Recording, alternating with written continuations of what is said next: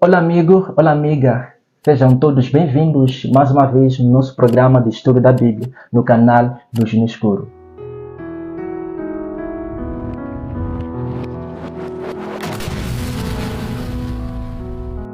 Estamos a estudar a carta aos Efésios e estamos a analisar este guia de estudo. E nessa semana estamos na lição número 12, que está intitulado como O Chamado para Permanecer Firme.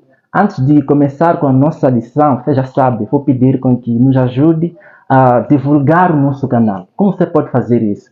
Se ainda não é inscrito para agora, se inscreva e não se esqueça de ativar o sininho das notificações para que cada vez mais que nós lançarmos um novo conteúdo no canal, você seja notificado. Deixa seu like e escreva nos comentários de onde nos acompanha. Esse feedback é muito importante para nós. E olhe, não se esqueça de compartilhar. Veja, quando compartilhas, você se torna um missionário. Estará assim a abreviar a volta de Jesus. Conforme vocês veem, não estou sozinho, estou bem acompanhado com a nossa convidada dessa semana. Seja bem-vinda. Muito obrigada e agradecer pelo convite dado pelo canal Luz no Escuro e para podermos analisar a lição número 12 e juntos podermos permanecer firme e caminharmos rumo a Canaã Celestial. Muito bem. Nós que agradecemos pela sua presença aqui no nosso programa.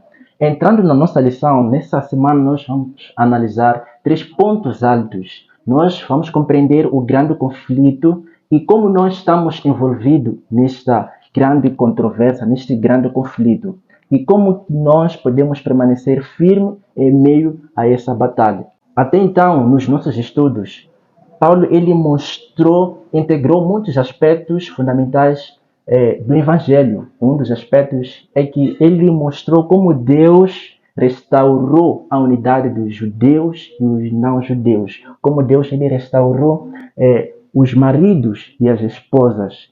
Como ele restaurou a unidade dos pais e os filhos, escravos e os seus senhores.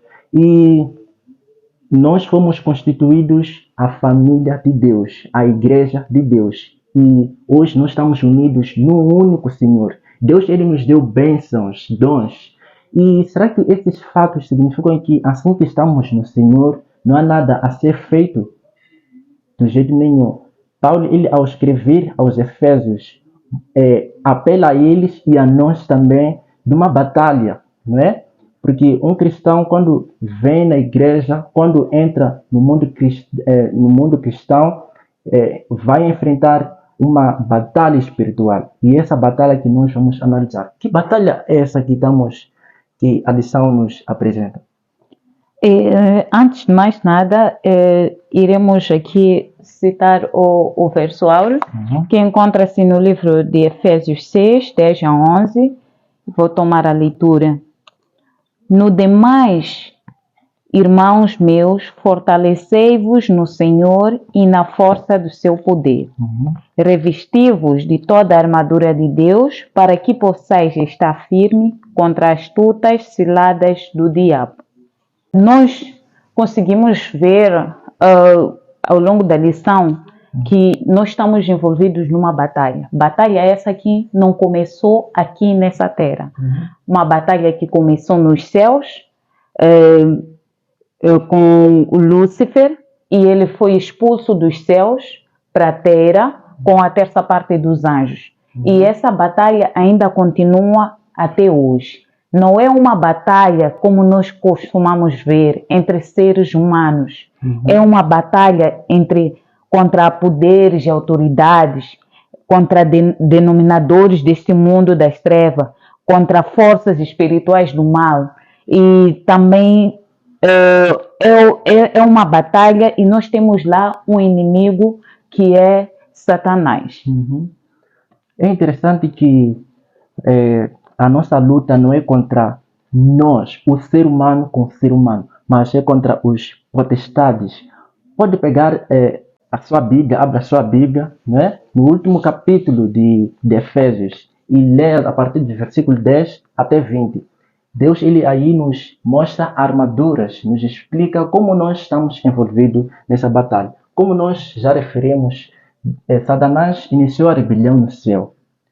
quando expulso, ele tentou envenenar o ser humano com o vírus de orgulho, da autossuficiência, do desejo de supremacia.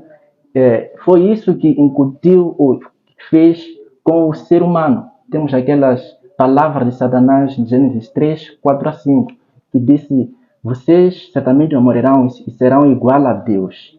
Com essas palavras, Satanás estava semeando, mostrando o desejo, plantando, na verdade, o seu desejo maligno, que levou a Eva à queda. E até então, nós estamos envolvidos num grande palco de grande conflito, né? Grande conflito entre Cristo e Satanás, que tem prosseguido durante quase 6.000 anos. Mas como Deus, Ele ama as suas criaturas. A Bíblia hoje é um livro mais difundido, foi o primeiro livro impresso, não é? O objetivo de Deus sempre foi demonstrar que, com despeito do pecado, existe a esperança para o mundo caído, não é? Mas Deus, ele tem trabalhado para nos separar desse Deus. Quais são esses meios que, como esse ser trabalha para tornar ou obscurecer a mente das pessoas da salvação, do plano da redenção que esse Deus tomou em meio ao pecado?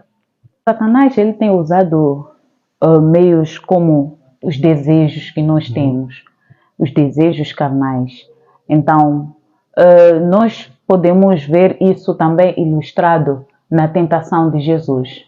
Naquele momento, Jesus ele estava com fome. E Satanás, ao ver o quão sentia fome, Jesus, então ele aproximou-se e tentou a ele. E disse: se fores filho de Deus, transforme essa pedra em pão. E também vimos, mostrou também os poderes, as riquezas que existiam no mundo e disse que daria tudo aquilo se ele lhe adorasse. E por fim, disse que Jesus poderia se jogar para o chão, que Deus enviaria anjos para que ele não pudesse se machucar. Então, tudo que nós temos, os nossos desejos, são esses que Satanás ele vai usar para poder manipular e nos destruir, para nos manipular e nos destruir. Nós somos gananciosos, nós somos avarentos e nós temos uma série de coisas e desejos que sempre ficam embutidos em nós e que são essas mesmo que nos levam à destruição, através daquilo do que nós conseguimos ver e nós conseguimos embutir nas nossas mentes. É interessante que na ilustração que deu de Jesus, ele sabia que é filho de Deus, não é? O filho de Deus, Jesus tem um poder para transformar qualquer coisa, mas ele não precisava transformar aquela pedra em pão, não é? Então, Satanás ele tem trabalhado mesmo, tem intensificado nos últimos dias, porque ele sabe que o tempo não lhe resta, não é? É por isso que tem obscurecido as mentes das pessoas, para você não compreender o plano da salvação. Além do que nós já referimos, existem algumas teorias que contradizem verdades bíblicas. Teorias essas satânicas.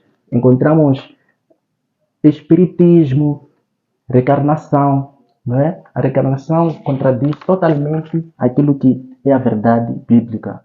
As pessoas têm acreditado que depois da morte existe a vida. Isso não é bíblico, mas Satanás tem incutido nas mentes das pessoas e a mídia tem pregado muito. A mente, quando se demora nas mídias, as pessoas têm assistido filmes, crianças, uma criança quando vê, não é? Sempre vai ficar na cabeça, não é? Ele vai pensar que uma pessoa quando morre vai para o céu ou uma outra coisa, né? E aquilo vai ficar na mente das crianças. enquanto isso não é verdade, não é? A Bíblia apresenta as verdades, não é? Muito relevantes que nós temos que aceitá-las. Como é que nós podemos permanecer firmes em meio a tantas teorias não bíblicas e nessa luta, nesses seres que nós não conseguimos vê-las? Porque, na verdade, o que o apóstolo Paulo diz, porque essa é a última metáfora que o apóstolo Paulo eh, faz a referência de nós nos armarmos dessa armadura de Deus, que temos que nos apegar a diversos aspectos das verdades bíblicas. Como é que nós podemos permanecer firmes, na verdade, lutando contra os seres deste mundo? Para podermos permanecer firmes, nós devemos nos revestir com a armadura de Deus. Isso nós podemos encontrar no livro de Efésios, o mesmo livro de Efésios 6, nos seus versos 13. Nós encontramos lá que nós devemos de nos revestir com a armadura de Deus, devemos ser vigilantes e perseverantes. E isso é, nós devemos vigiar e orar. E também nós, a cada dia, nós devemos nos fortalecer no Senhor e também no seu santo poder.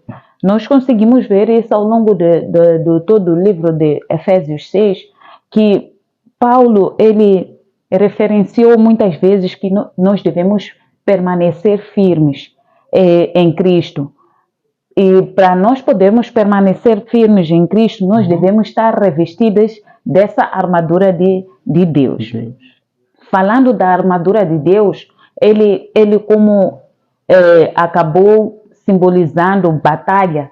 Os soldados, quando iam à batalha, naquele tempo, eles ficavam bem armados. Tinham o cinturão, eles tinham uma couraça, tinham também o escudo, tinham o capacete e tinham a espada. Eles andavam munidos. Para quê? Para poder se proteger do seu inimigo na hora da batalha.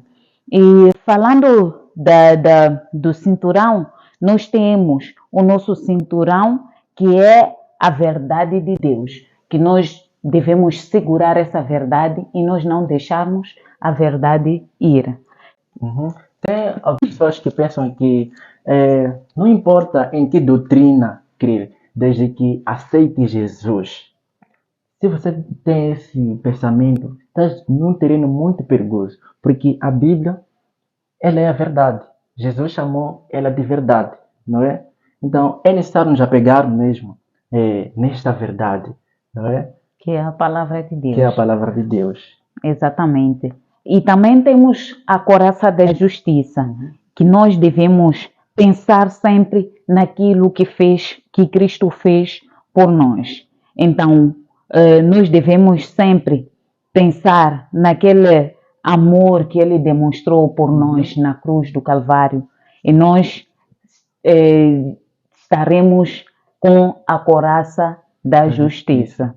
E no outro ponto, nós também precisamos usar calçados. Assim como os soldados usavam calçados, nós também temos os calçados e estarmos prontos para poder pregar aquilo que é o Evangelho de Deus. Também devemos estar munidos do escudo, que é a nossa fé em Cristo Jesus. Então, sem fé também é impossível nós podermos alcançar aquilo que é a vitória. Nós devemos sempre ter fé em Cristo. Como diz em Hebreus, Cristo, Ele é o nosso consumador, não é? Da nossa fé. Não é? Temos que ter essa fé. Um soldado se reveste de toda a armadura e vai à guerra, não é? Mas ele não vai precisar lutar sozinho contra uma grande multidão. Vai precisar também dos seus para lutar. Mas para os cristãos é diferente. Existe alguém que lhes torna vitorioso em meio a essa grande batalha. Que na ausência dele, nós não temos que vencer, não temos como vencer nessa batalha. Somente Jesus, né, que nos torna vitorioso. Verdade. E também temos o capacete, da salvação, que essa vai nos lembrar a esperança da vida eterna que está por vir. Nós estaremos aí nessa esperança de podermos um dia ver Cristo voltando nas nuvens e nós também podermos subir rumo a Canaã celestial. Paulo, ele, ao escrever em Romanos 5,5, diz que a esperança que nós temos, a esperança não vai nos deixar decepcionados, porque o amor de Deus sempre é derramado nos nossos corações, pelo Espírito Santo que nos foi dado. É muito importante, é muito incrível ver o nosso Deus. O cristão, na verdade, ele luta. Uma luta que, na verdade, já foi vencida. Somente ele precisa se apegar em Jesus, ter fé, ter esperança que vai vencer. E Jesus vai tornar esse ser vitorioso, porque uma batalha já vencida. Não é? É muito exatamente. É como dissemos que essa luta é contra diabo e Deus. Cristo já venceu na cruz pela morte e também na sua ressurreição. E nós aí encontramos a esperança. Além do capacete, e também temos a espada, que é o principal, isto é, que é a palavra de Deus.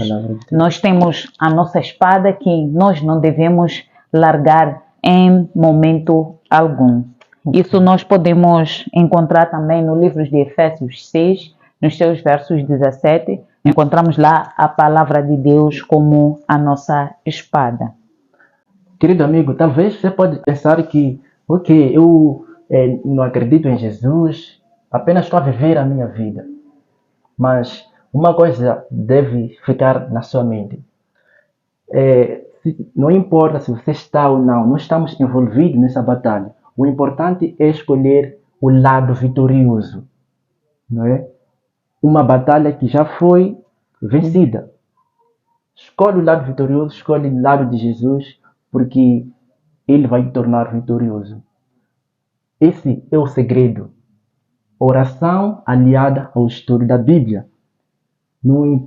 Você deve permanecer firme nas verdades bíblicas. Essas verdades que são essas que vão te tornar ficar firme, né? Que mesmo que venha qualquer vento, vimos nas lições passadas, não é? Ventos de várias doutrinas, não é? Mas quando você se apega nas verdades bíblicas, de jeito nenhum você vai ficar, o vento não vai te levar para nenhum sítio. Você vai estar firme em Jesus. Essa é o nosso esforço diário, não é? Que temos que lutar contra esses seres. Lembre-se, não são as suas forças. É Jesus que te torna vitorioso, não é? Apenas é oração aliada ao estudo da Bíblia. Últimas considerações? Exortar aos nossos amigos para que nós possamos continuar firmes em Cristo. Paulo, ele citou várias vezes permanecer firmes neste livro de Efésios 6. Podemos ver nos versos 11, 13 e 14. Sempre ele nos exorta para nós permanecermos firmes.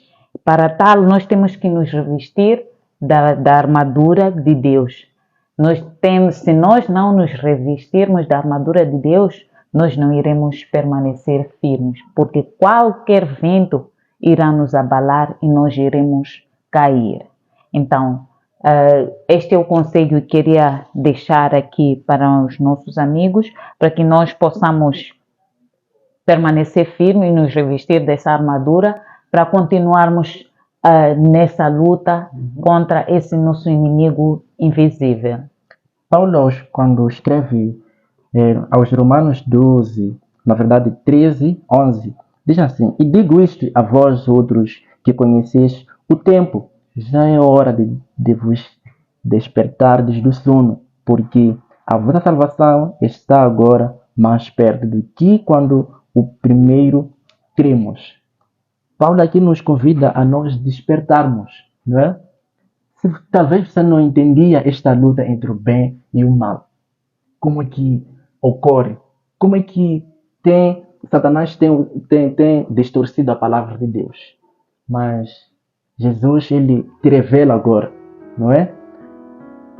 Se essas coisas não lhe são espontâneas ou agradáveis, peça a Deus para que te ajude a orar mais, a aceitar a palavra, porque à medida que nós nos relacionamos com Deus, à medida que vamos nos aproximar de Deus, Ele vai nos transformar paulatinamente à sua semelhança, não é? Aqui reside o maior poder para vencer o mal, não é?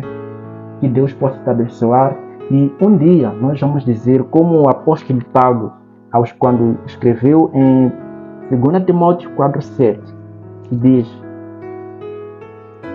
combati o bom combate, completei a carreira, guardei a fé. Essa é a luta. O apóstolo Paulo lutou. Ele termina exortando aos Efésios e a nós também. Que tal agora tomar uma posição? Uma boa posição, né? Um lado vitorioso. Que Deus possa te abençoar, que essas palavras sejam verdadeiras, não é? E transformadoras na sua vida. Que Deus possa te abençoar, você e a sua família, e até a próxima oportunidade.